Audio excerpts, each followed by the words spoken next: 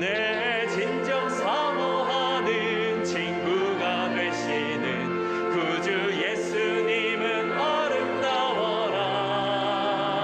산 밑에 백합화요 빛나는 새벽별 주님 영원할 길 아주 없도다. 내 마음이 아플 적에 큰 위로 되시며 나 외로울 때 좋은 친구라. 주는 저 산 밑에 백합 빛나는 새벽별 이 땅 위에 비길 것이 없도다.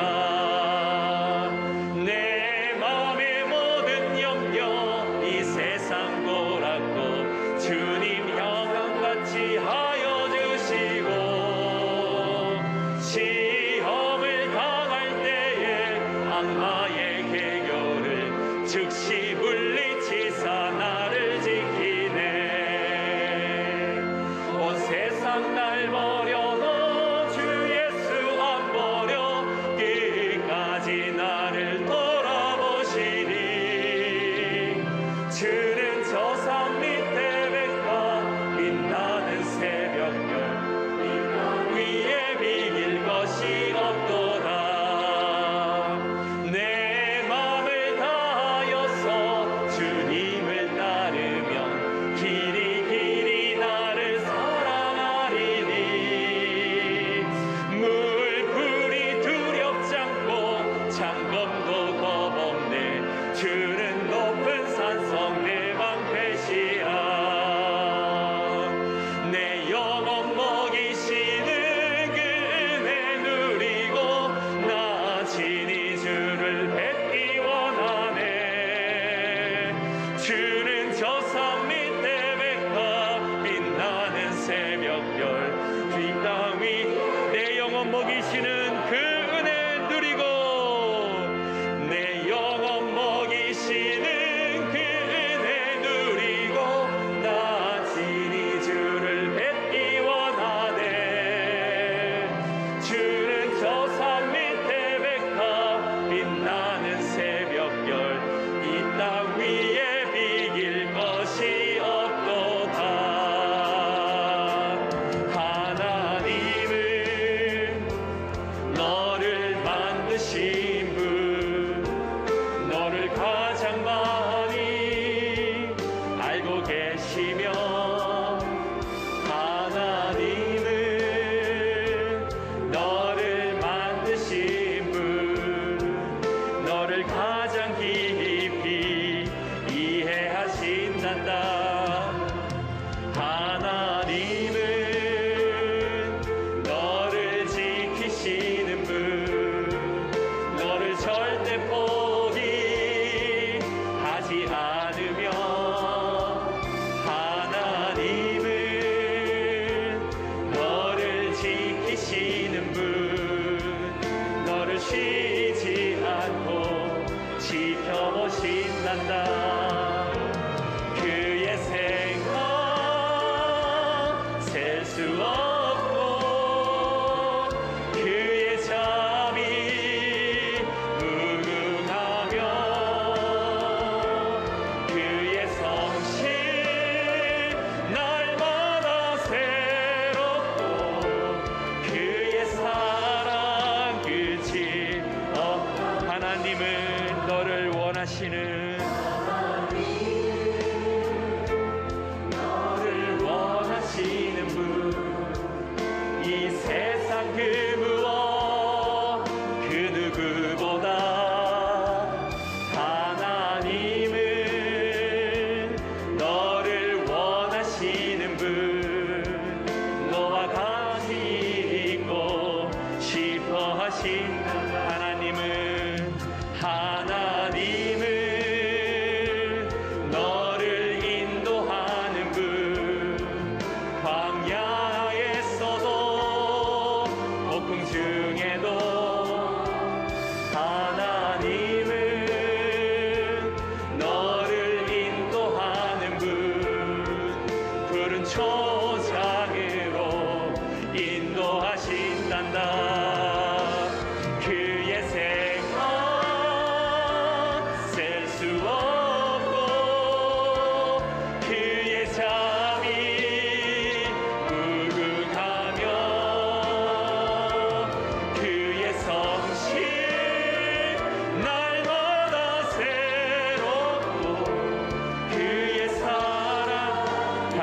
고백합시다.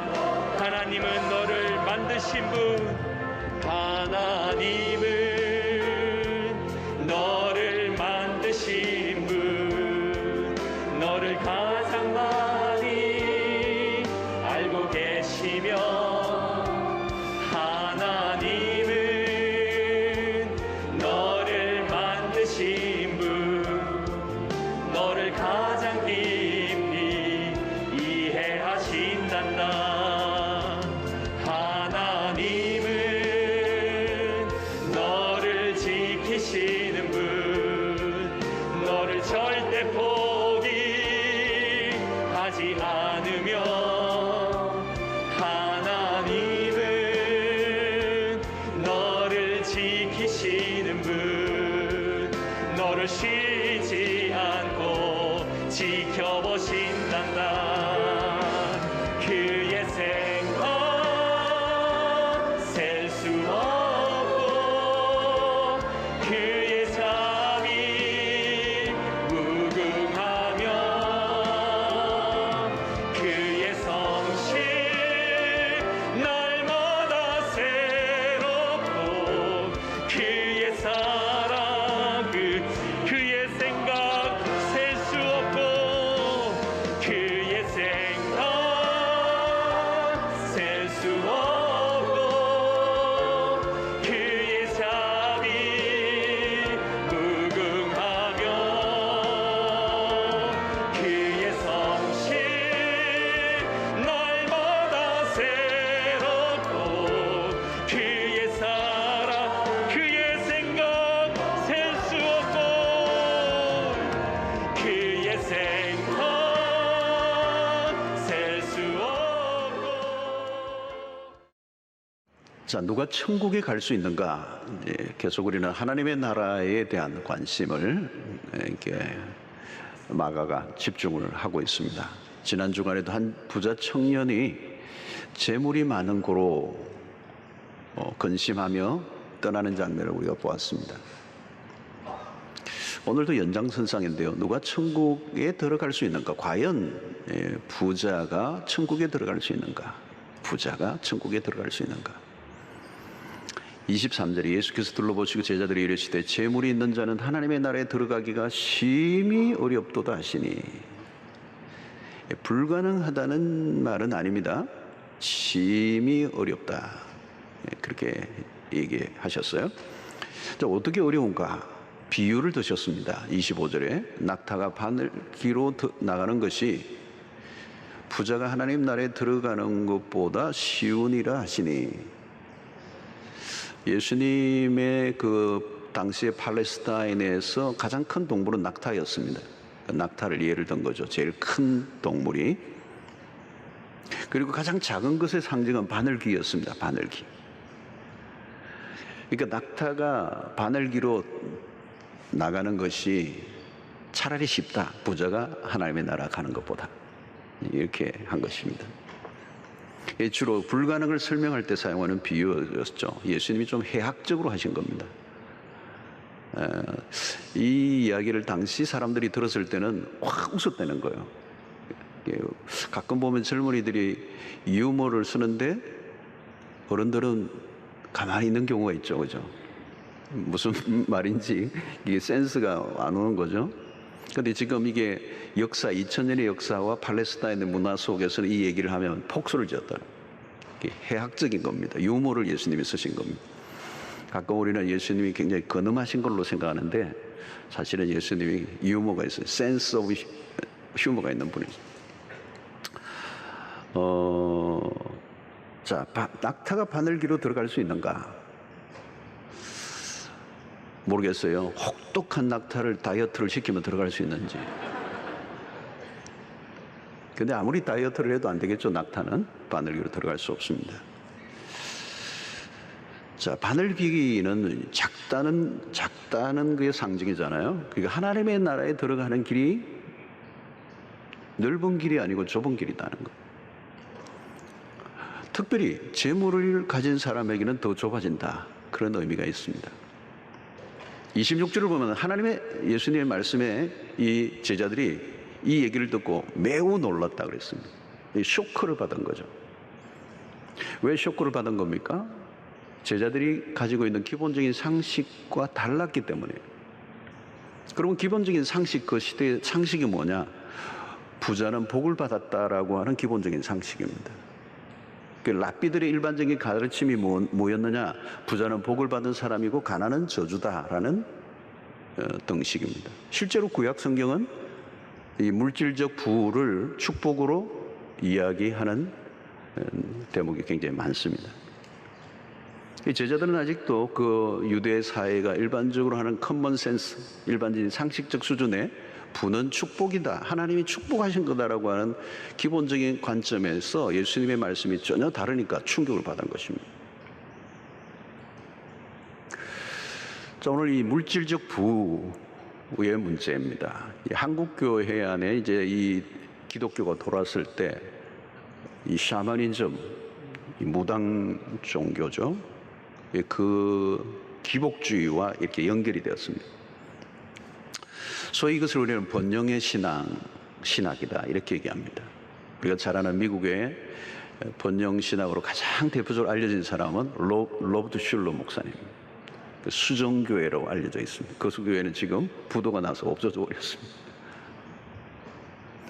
주로 적극적인 사고방식을 가르치고 하면 된다, 큰 꿈을 가져라,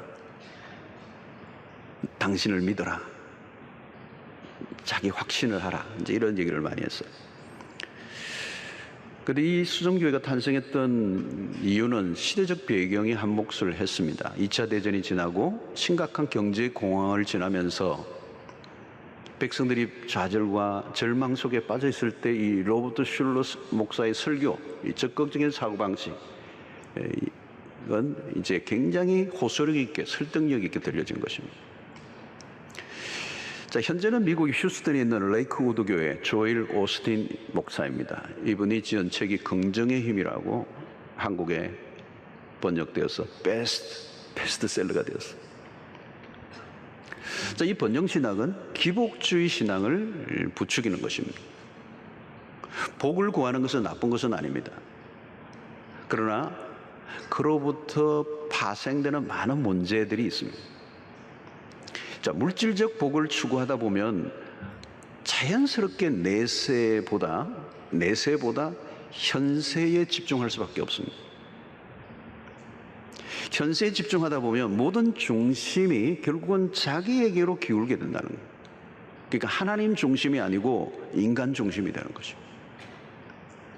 그래서 복을 구하다가 복의 근원이신 하나님을 잃어버리는 것이 문제입니다. 특히 이 번영의 복음에는 십자가가 보이지 않아요. 자신의 행복과 성공을 위해 하나님을 도구화하게 되는 것입니다. 그래서 번영의 신학의 약점은 하나님은 주변으로 밀려가고 인간이 중심에 서게 되는 것입니다. 죄성을 가진 인간은 언제나 자아 중심적으로 기울게 되어 있습니다. 그래서 이 번영의 신앙은 하나님보다 부에 더 초점을 맞추게 되는 것입니다. 그래서 결국은 어떻게 돼요? 물질이 우상이 되는 거예요. 하나님의 자리에 부가, 물질이 자리 잡게 되는 거예요. 여러분, 이 부에 대한 논란은 어디에서나 뜨거운 이슈입니다. 부를 어떻게 바라볼 것인가? 한국에서도 청부론과 청빈론이 팽팽한 논쟁을 일으킵니다. 부에 대한 긍정적인 관점을 가진 것이 청부론이라고 얘기하고요. 부에 대해서 부정적이고 소극적인 관점을 가진 관점을 우리는 청빈론이라 이렇게 얘기합니다. 굉장히 뜨거운 이슈입니다. 대체적으로 한국교회 상황에서는 청빈론보다 청부론이 더 설득력을 얻는데요. 부에 대한 긍정적인 태도를 가지고 있죠. 성도 여러분, 예수님은 부와 천국과의 관계를 밀접하게 말씀하십니다. 예수님이 부자가 하나님의 나라에 들어갈 수 없다고 하실 때 어떤 부자를 말하는가? 또 어느 정도를 가지고 있어야 부자라고 얘기하는가? 또 돈을 많이 가지고 있다고 천국에 갈 수 없다는 말일까? 오늘 본문의 이야기를 다룰 때 우리가 먼저 조금 이제 언급해야 될 것은, 어떤 분은 나는 부자가 아니야, 나하고는 해당이 안 돼라고 말할 수 있을지 모릅니다.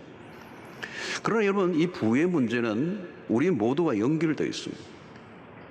우리는 매일 필요한 것을 얻기 위해서 돈을 사용합니다. 그리고 마음만 먹으면 필요 이상도 얻을 수 있습니다. 물건을 구입할 때마다 좀 더 나은 것을 선택하고자 하는 유혹을 느낀다면 돈 문제로부터 자유롭지 않습니다.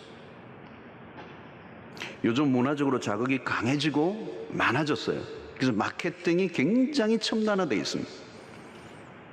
광고가 강력하죠. 그래서 TV에서 시청률이 높은 프로그램의 앞뒤로는 광고주들이 줄을 섭니다. 돈을 많이 내고 비싼 광고비를 내고 거기에 자신들의 상품을 광고합니다. 또 그런 광고에는 그 당시에 최고의 스타들을 발탁해서 그 광고에 올리는 거죠. 그래서 그 광고를 보는 순간 내가 늘 쓰던 멀쩡한 청소기가 꼴도 보기 싫어지고 그걸 사고 싶은 욕망이 생깁니다. 왜 사는 것입니까, 여러분? 사람들의 영혼을 흔들어 놓는 것이죠. 요즘은 특히 주식 투자와 비트코인 열풍이 젊은이들을 흔들고 있습니다. 여러분, 돈이 주는 유혹은 작은 것이 아닙니다. 누가 아파트를 팔았는데 시세 차익을 엄청나게 받았다는 얘기를 들으면 여러분은 마음이 어떻습니까? 가까운 사람이 배가 살살 아파옵니까? 물질의 문제는 우리의 신앙에 결정적인 영향을 미치는 겁니다. 돈으로 일어난 사건들을 보십시오. 윤리적인 문제로 끝나지 않습니다. 영적인 문제와 직결됩니다. 돈은 인격에 영향을 미칩니다. 돈은 강력한 권력입니다. 사람을 사고 팔 수도 있습니다. 돈에 의해서 영혼이 팔려다닙니다.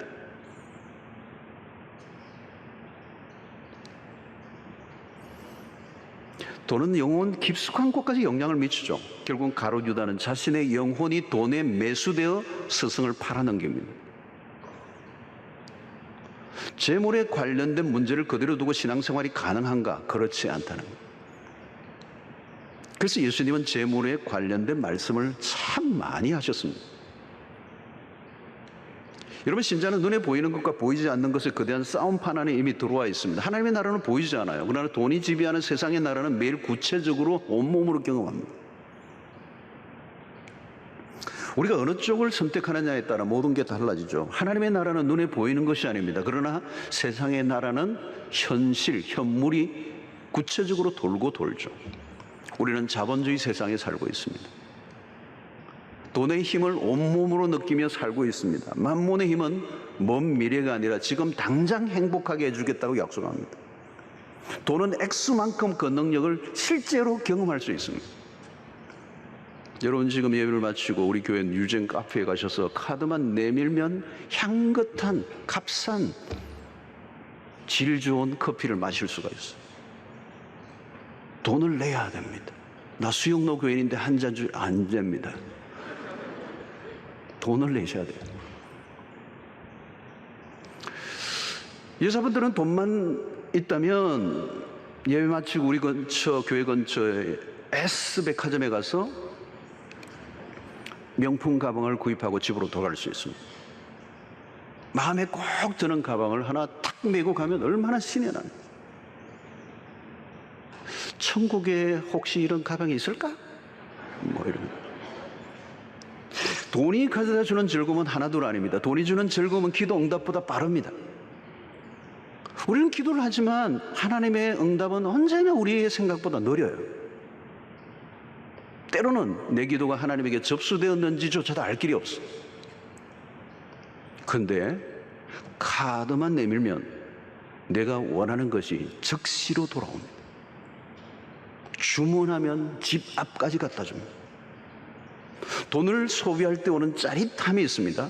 돈을 쓸 때는 내가 하나님이 된 느낌, 전지전능한 하나님. 내가 원하는 대로 골라 가질 수 있습니다. 여러분, 눈에 보이는 세계가 전부라면 당연히 물질은 신이 됩니다. 돈은 종교입니다.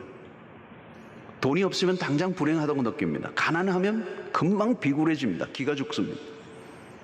돈은 당장 효력을 발휘하죠. 그 권세가 엄청난 것입니다. 여러분, 이 거대한 힘을 이겨낼 자신이 있는가? 우리가 매일 경험하는 일상입니다. 믿음으로 추구하는 나라는 지금이 아니라 미래거든요. 지금이 아니야. 그래서 우리가 믿음을 강조하는 이유, 인내를 강조하는 이유, 소망을 강조하는 이유는 현재가 아니라 미래에 초점이 맞춰 있기 때문에. 그 영생이라는 말도 미래에 관한 얘기는.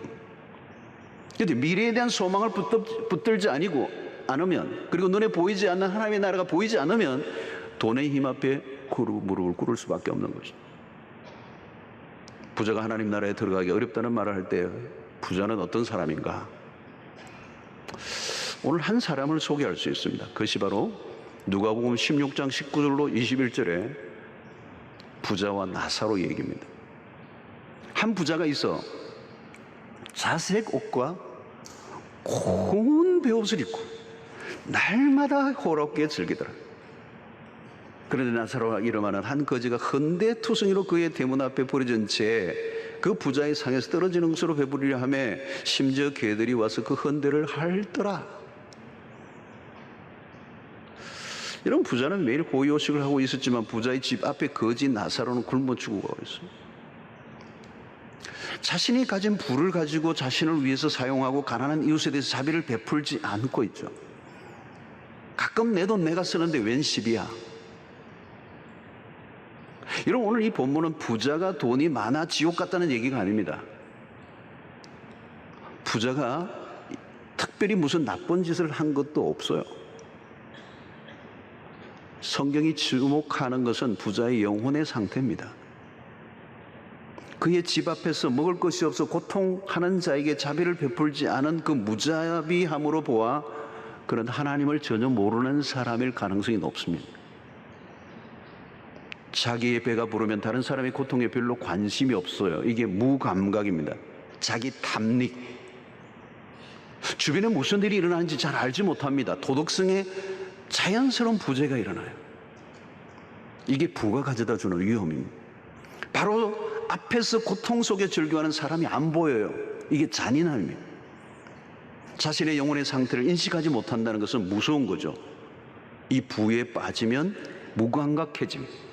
라우디게아 교회의 모습이 그랬습니다. 나는 부자라 부요하여 부족한 것이 없다. 여러분, 이 물질적 부가 가져오는 가장 무서운 것은 영혼의 무감각, 영혼이 돈에 팔려버린 상태. 그래서 예수님은 기도와 믿음에 대한 말씀보다 물질에 대한 말씀을 2배 이상 하신 거예요. 부의 위험성.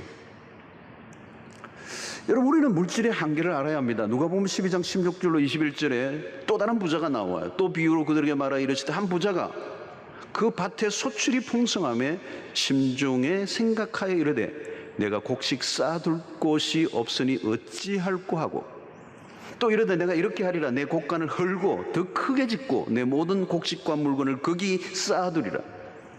또 내가 내 영혼에게 이르되 영혼아 여러 해 쓸 물건을 많이 쌓아두었으니 평안히 쉬고 먹고 마시고 즐거워하자 하리라 하되 하나님은 이르시되 어리석은 자여 오늘 밤에 내 영혼을 도로 찾으리니 그러면 내 준비한 것이 누구의 것이 되겠느냐 하셨으니 자기를 위하여 재물을 쌓아두고 하나님에 대하여 부요하지 못한 자가 이와 같으리라.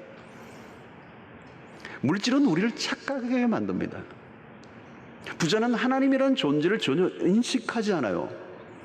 하나님으로부터 완벽한 독립을 선언하는 것입니다. 가질수록 더 가지고자 혈안이 돼요. 가질수록 더 집착해요. 쌓고 또 쌓았다는 것. 그 쌓는 이유는 무엇입니까? 그것이 하나님보다 더 신뢰할 수 있는 힘이기 때문에. 여러분, 돈을 가질수록 돈에 대한 신뢰가 깊어집니다. 우리는 돈이 필요하다고 생각하는데요, 반대요. 돈이 우리를 필요로 해요. 그래서 사람들이 그 돈에 팔려가는 거예요. 예속을 당하는 것입니다. 결국 부자는 자신의 영혼을 잃어버립니다. 밭의 소출이 풍성함에 심중에 말하기를 내가 곡식 쌓아둘 곳이 없다고 과손해야 합니다. 그리고 더 큰 곡간을 짓고 또 짓는다는, 쌓아둔 것으로 만족하고 먹고 마시고 즐거워합니다. 향락주의로 흐른다는 것. 부자가 꿈꾸는 것은 무엇입니까? 자신이 소유하고 있는 돈과 자신의 견고한 결속. 그러나 불가능해요. 왜냐하면 그가 놓친 것은 자신의 영혼이 자기의 것이 아니라는 걸 몰랐던 거죠. 하나님이 말씀하십니다. 어리석은 자여, 오늘 밤에 내 영혼을 도로 찾으리니. Tonight.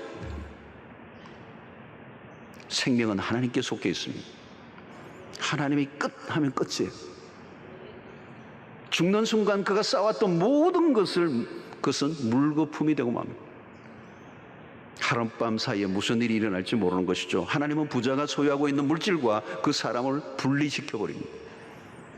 부자는 재물에 도취되어 다가올 심판의 날을 알지 못합니다. 재물에 빠지면 인간의 유한성을 느끼지 못하는 것입니다. 그 부가 영원할 것처럼 여기는 것. 영원에 대한 관심이 전혀 없어요. 현세에 즐기는 것에 몰두한다는 것. 재물의 부요보다 영혼의 부요가 더 중요합니다. 재물을 쌓아뒀지만 하나님에 대해 관심 없는 이 사람에 대해서 오늘 성경은 말씀하고 있는 것입니다. 여러분, 오늘 우리는 물질주의 시대를 살고 있습니다. 어디를 가나 돈입니다. 모든 것을 돈으로 따지는 세상입니다. 돈의 힘을 거부하기 어려워요. 여러분, 우리 교회같이 대형교회는 돈의 힘으로부터 자유롭지 않습니다. 교회가 성장하면 돈이 많이 생깁니다. 돈이 많아진다는 것은 힘이 생긴다는 거예요. 힘은 매력적인 것입니다, 여러분. 그러나 매우 위험해요. 늘 조심해야 합니다. 인간의 역사는 힘이 너무 많아 망했어요. 힘은 유혹이거든요. 이 유혹을 이길 영성이 뒷받침되지 않으면 그 힘은 축복이 될 수 없다는 거예요. 믿음의 힘보다 돈의 힘이 더 강해지면 돈에 끌려다니게 되는 것입니다. 교회나 신자 개인이나 돈의 힘을 의지하면 세속화는 불가피하게 되는 것입니다. 하나님보다 돈을 더 강조하면 금방 나이롱 신자가 돼요. 믿음의 날개를 펼 수가 없는 것입니다. 초대교회 영성이 무엇입니까? 은과 금은 내게 없지만 내게 있는 것 곧 나사렛 예수의 이름을 의지했습니다. 초대교회는 실제로 가난했습니다. 은과 금이 없었습니다. 그러나 예수의 이름에 권세가 있었어요. 오늘날에는 은과 금이 많아졌어요. 그래도 예수의 이름의 능력을 붙잡지 않나. 사랑하는 성도 여러분, 무엇을 의지합니까? 돈의 힘을 의지하십니까? 하나님을 의지하십니까? 돈이 더 크게 보입니까? 하나님이 더 크게 보이십니까? 제가 지난 금요일에도 우리 목자들에게도 얘기했습니다만, 영어로 이 God과 Gold가요, 자세히 안 보면 헷갈려요. God인지 Gold인지 일자만 하나 빼면 God이 되고. 여러분, 무엇이 더 크게 보이는 것입니까? 돈의 임재를 더 사모하십니까? 하나님의 임재를 더 갈망하십니까? 돈에 목마르십니까? 성령에 목마르십니까? 여러분, 이 물질의 위험성을 간과해서는 안 됩니다. 코로나19로 인해 죽은 사람이 지구촌에 400만이 넘었다는 통계가 나왔습니다. 바이러스가 무서운 건 맞아요. 그러나 더 무서운 것은 돈입니다. 돈이 가져다준 폐해는 훨씬 더 큽니다.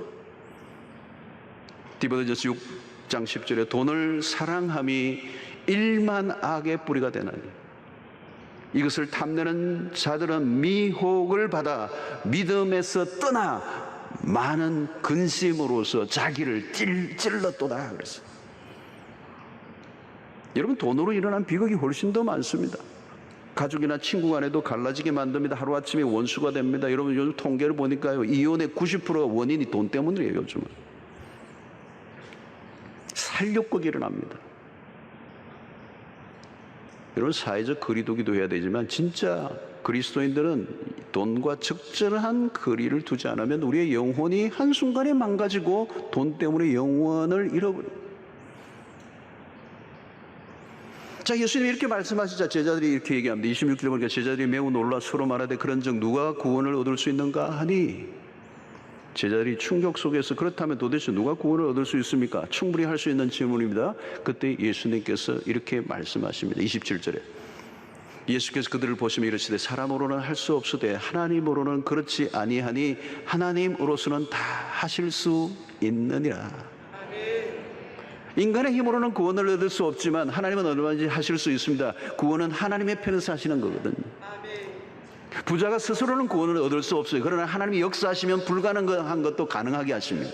겉으로는 구원 먹기에 불가능해 보이는 사람이라도 하나님이 그를 바꾸어 놓으시면 구원의 역사가 일어나는 거예요. 자, 그 대표적인 인물이 누구냐? 누가복음 19장에 나오는 삭개오라는 사람이 나와요. 그런 세리장으로 로마의 앞잡이 노릇하며 동족의 피를 빨아먹는 그런 인물이었습니다. 그는 착취로 불을 끌어모은 사람이요. 근데 그 영혼의 갈증이 있었는데 어느 날 그 동네에 그리스도께서 오신다는 소문을 듣고 달려나가죠, 동네로. 그리고 극적으로 그리스도를 만납니다. 아니, 그리스도께서 그 삭개오를 만나 주셨어요. 그리고 현격한 변화가 일어납니다. 그 변화의 모습이 삭개오를 통해 드러나게 되는데 19장 8절에 보니까 삭개오가 서서 주께 여짜오되 주여 보시옵소서 내 소유의 절반을 가난한 자들에게 주겠사오며 만일 누구의 것을 속여 빼앗은 일이 있으면 내 갑절이나 갚겠나이다. 여러분, 재산의 절반을 가난한 자들에게 나눠주고 다른 사람의 것을 탈취한 게 있다면 4배를 갚겠다. 여러분, 불을 모으는 과정에서 불법을 저지르기가 쉬워요. 세리의 분은 일반 유대 백성들의 등을 친 거잖아요. 희생으로 주어진 거예요. 정상적이지 않는 불법과 편법이 일어난 거예요. 오늘날도 마찬가지예요. 여러분, 돈을 벌려고 하면 정말 미세한 영적인 민감성이 없으면 힘들어요. 탈세의 문제도 늘 세금의 문제도 늘 실험을 해야 되고 정당한 임금을 지불하는 문제도 있어야 되고 또 정당한 원가 대비 가격을 받아 이 폭리를 취하지 않아야 하는 부분도 있고 또 사업을 하다 보면 환경과의 관계 모든 것들이 다양한 것들이 연결되어 위험에 노출되어 있는 거거든요. 근데 돈이 목적이 되면 모든 걸 수단화하고 정당화할 수가 있는 거예요. 부자 삭개오의 회심은 놀라운 일입니다.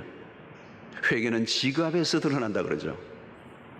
주님은 그에게 놀라운 선포를 하십니다. 19장 9절에 보니까 예수께서 이르시되 오늘 구원이 이 집에 이르렀으니 이 사람도 아브라함의 자손이로다. 여러분, 삭개오는 앞에서 언급된 부자 청년과는 확실히 달라요. 삭개오의 변화는 예수님의 공생의 입성 직전에 절정을 이루는 사건. 전혀 변화될 것 같이 보이지 않았던 사람이 변했습니다. 구원과 전혀 상관없이 보이던 사람의 변화는 모든 사람들에게 충격을 주었어요. 예수님이 삭개오에게 재산을 내어놓으라고 강요한 거 아닙니다. 자발적으로 내어놓았어요. 예수를 만나자 일어난 변화입니다. 하나님이 하시는 일이에요. 오늘 또 그런 일은 얼마든지 일어납니다. 우리 주변에 돈만 알고 살던 사람에게 예수 그리스도가 찾아가자 그들의 인생에 새로운 변화가 일어나는 거예요. 물질관의 변화가 일어나는 겁니다. 삶의 목적이 완전히 바뀌는 것입니다. 부자가 하나님 나라에 들어가기 어렵지만 변화를 받으면 길이 열립니다. 물질의 탐욕에 찌들려 살던 사람이 스스로의 힘으로는 빠져나올 수 없습니다. 그러나 복음이 그 안에 역사하자 모든 욕망을 해체하는 역사가 일어나요. 그리스도를 깊이 만나면 돈의 힘은 현저히 사라지게 되는 거예요. 희한한 일이 일어나요. 희한한 일이 일어나요. 돈맛에 취해 살던 사람이 깨어나는 겁니다. 돈 중독에서 예수 중독으로 바뀌는, 더 이상 돈의 위력에 휘둘리지 않게 되는 것입니다. 하나님의 은혜에 취해 살아가는 사람으로 바뀌게 되는 것입니다.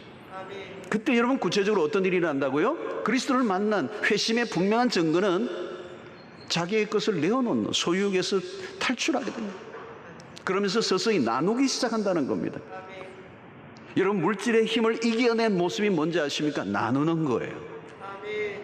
디모데전서 6장 17절로 19절에 보면 내가 이 세대에서 부한 자들을 명하여 마음을 높이지 말고 정함이 없는 재물에 소망을 두지 말고 오직 우리에게 모든 것을 후히 주사 누리게 하시는 하나님께 두며 선을 행하고 선한 사업을 많이 하고 나누어 주기를 좋아하며 너그러운 자가 되게 하라. 이것이 장래에 자기를 위하여 좋은 틀을 쌓아 참된 생명을 취하는 것이니라 그랬어요. 여러분, 물질 중심의 삶을 극복하는 길은 나누는 것입니다. 돈이 유혹이라는 말은, 여러분, 돈이 유혹이에요. 유혹이라는 말은 돈은 중립적이지 않다는 말입니다. 죄를 짓는 쪽으로 가기가 쉽다는 겁니다. 유혹을 이기는 길은 그러므로 적극적으로 나누는 길입니다. 쌓아 올리기보다 흘려보내는. 그래야 나도 살고 남도 산다는 거. 돈을 더 가져야 돈으로부터 자유로워지는 게 아니에요. 나눌 때 자유가 온다는 거예요. 하나님의 나라와 연약한 이웃을 위해 드리는 삶이 핵심이라는 겁니다. 끌어모으기만 하는 부자가 있어요. 절대 서지 않는 사람. 돈 자체를 좋아하는 소유욕에 사로잡힌 사람, 이런 사람들을 우리는 구두쇠라 그러죠. 구두쇠란 그냥 돈을 아끼는 사람을 말하는 게 아니에요. 돈에 대한 왜곡된 가치관을 가진 사람, 돈의 자기가 돈을 주체할 수 있는 게 아니라 돈에 의해서 자기가 객체가 되어 있는 상태입니다. 돈을 어떻게 사용해야 할지를 모르는 것이죠. 여러분, 철강왕 카네기가 한 말입니다. 부자로 죽는 것은 수치스러운 일이다. 초대교회 교부 크리소스톰의 가르침에 의하면 모든 사람들에게 두 개의 주머니를 가지라고 권면합니다. 하나는 자기를 위하여, 하나는 이웃을 위하여. 요즘 저는 이제 듣기로 우리 사회가 기부 문화가 많이 성숙해졌다고 그래요.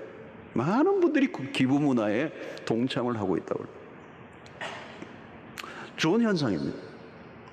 사랑하는 성도 여러분, 작은 것에서부터 한번 실천해 보시기를 바랍니다. 우리의 로비에 있는 러브박스도 여러분들 가져가셔서 한번 일상화해 보시기 바랍니다.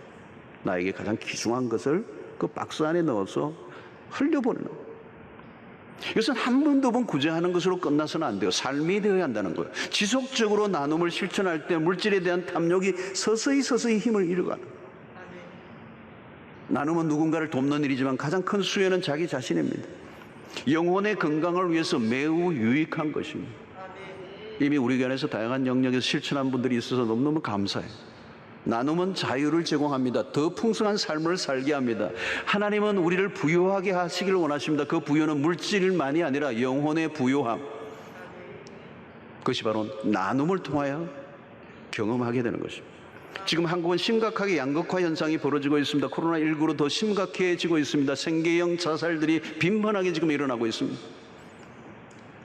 원래 이것은 우리 교회에게 주는 매우 중요한 메시지입니다. 우리 교회가 해야 될 역할.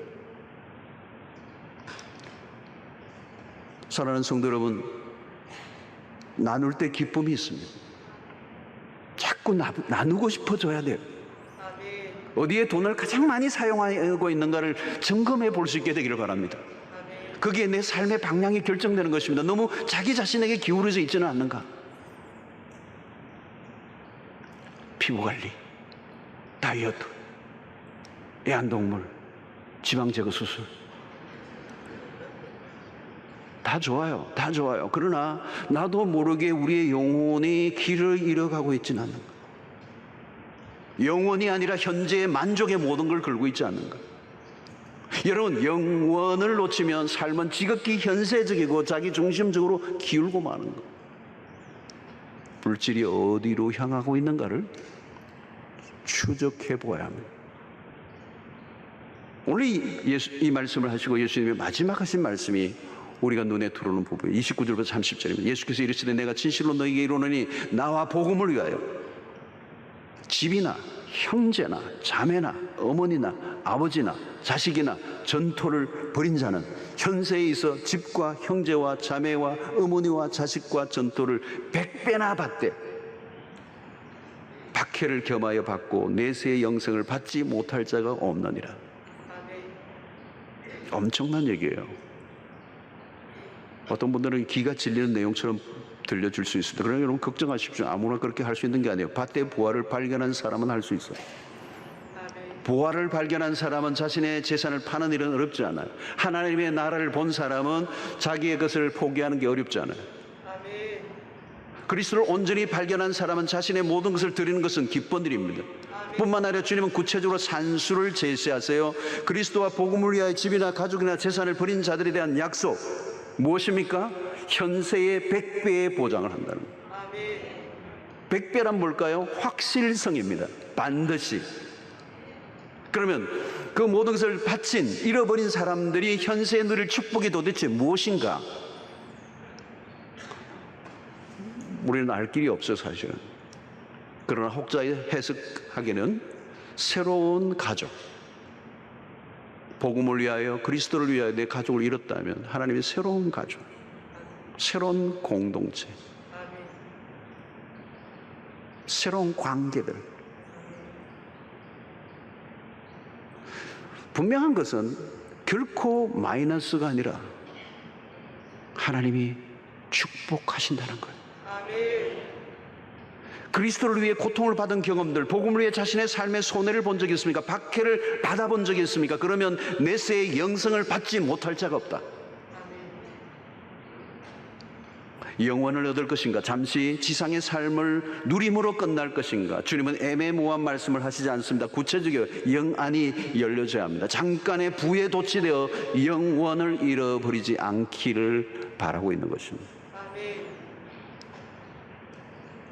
예수님의 물질에 대한 가르침을 산상수훈에서 아주 뚜렷하게 하셨습니다. 마태복음 6장 19절로 21절을 보면 너희를 위하여 보물을 땅에 쌓아두지 말라. 거기는 좀과 동록이 해하며 도둑이 구멍을 뚫고 도둑질을 하느니라. 아무리 지키려고 해도 지켜지지 않는다는 것. 오직 너희를 위하여 보물을 하늘에 쌓아두라. 거기는 좀이나 동록이 해하지 못하며 도둑이 구멍을 뚫지도 못하고 도둑질도 못하느니라. 아무도 손대지 못한다. 내 보물이 있는 그곳에는 내 마음도 있느니라. 여러분, 이 시간에 우리의 마음이 어디에 있는가를 확인하셔야 합니다. 내 마음을 지배하고 있는 것이 무엇인지, 내 마음의 중심에 무엇이 놓여 있는지.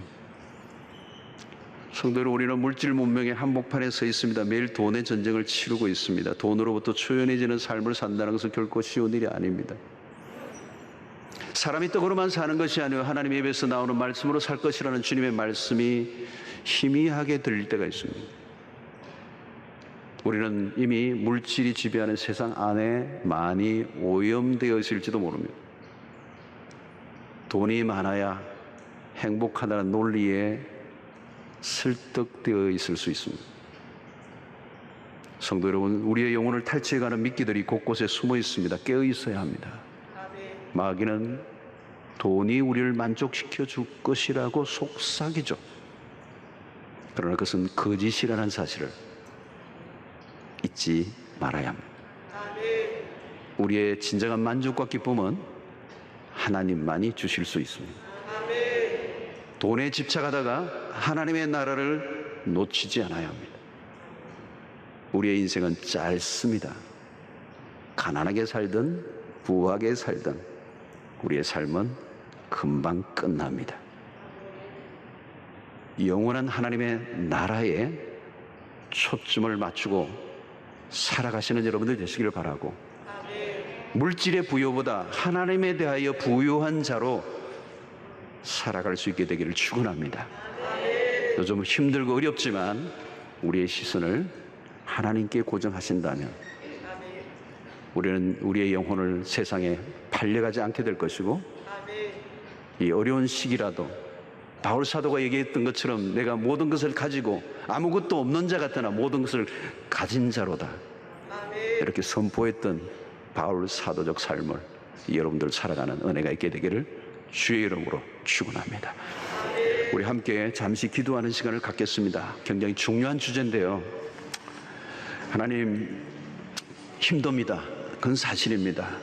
그러나 하나님의 말씀이 답이라는 사실을 깨닫고 우리가 순간의 만족, 돈이 주는 향응에 우리가 눈이 멀지 않게 하시고 영원한 하나님의 나라를 바라보며 믿음으로 말씀으로 살게 하여 주시옵소서. 영혼이 세상에 팔리지 않게 하시고 돈에 팔리지 않게 하시고 말씀에 승부를 거는 우리의 인생이 되게 하여 주셔서 영원한 생명을 놓치지 않고 살아가는 저희들 되게 하여 주시옵소서. 내 마음 중심에 있는 우상을 타파하게 하여 주시옵소서. 함께 기도하도록 하겠습니다. 할렐루야. 하나님 아버지, 오늘 이 시간에 저희들에게 주신 말씀으로 인하여 다시 한번 깨닫게 하여 주시니 감사합니다. 주의 신실하고 놀라운 은혜를 우리에게 부어주시고, 아버지 하나님, 우리가 주의 진리 안에서 하나님의 입에서 나오는 말씀으로 살아가는 저희들 되게 하여 주시고, 물질의 풍요에 휩싸여 우리의 영혼을 잃어버리지 않도록 도와주시고, 아버지 하나님, 영생의 삶을 사는 저들을 되게 하여 주시옵소서. 생명을 걸게 하시고, 아버지 하나님, 물질의 만능의 이 세상의 문화의 한과주에서 우리의 시선을 고정하게 하여 주시옵소서. 오직 하나님에게만 승부를 거는 주의 백성들이 되도록 주여 은혜를 베풀어 주시옵소서. 하늘에 부유한 자, 하늘의 아버지 속한 자들로 살게 하여 주시옵소서. 아버지 감사합니다.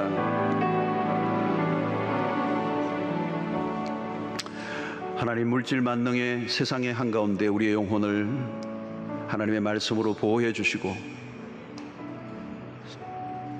물질을 추구하며 그 앞에 무릎 꿇지 않게 하시고 하나님 나라를 구하며 영생을 추구하는 하나님에게 속한 자들 다 되게 하여 주시옵소서. 하나님, 돈의 논리로 휘둘리지 않게 하시고 더욱더 우리의 믿음이 정금 같게 하사 이 마지막 시대 그리스도의 신부처럼 살아가기로 결단하는 주의 백성들이 되게 해주셔서 어렵고 힘들어도 말씀을 따라 살아갈 때 그 안에 참된 부요와 만족과 기쁨이 넘치게 될 줄로 믿습니다. 영혼을 잃어버리지 않게 하여 주시옵소서. 영생을 놓치지 않게 하여 주시옵소서. 예수님의 이름으로 기도하옵나이다. 아멘.